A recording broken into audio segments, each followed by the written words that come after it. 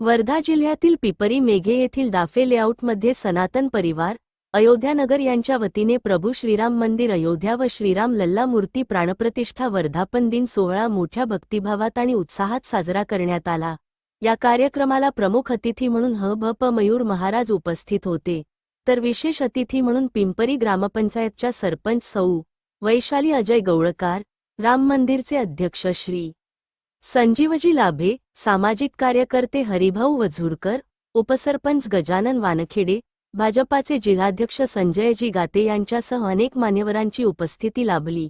संध्याकाळी 6 वाजता श्री हनुमान कथा आणि सामूहिक हनुमान चालीसा पठणाचे आयोजन करण्यात आले होते।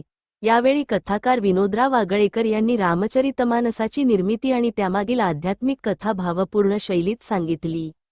गोस्वामी तुलसीदास महाराजांना स्वयं महादेवांनी दिलेल्या दृष्टांताची माहिती देत रामचरितमानसाचे महत्त्व त्यांनी अधोरेखित केले।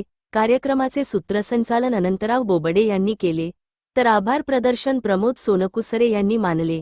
कार्यक्रम यशस्वी करण्यासाठी आयोजक, कार्यकर्ते तसेच महिला मंडळाने विशेष परिश्रम घेतले।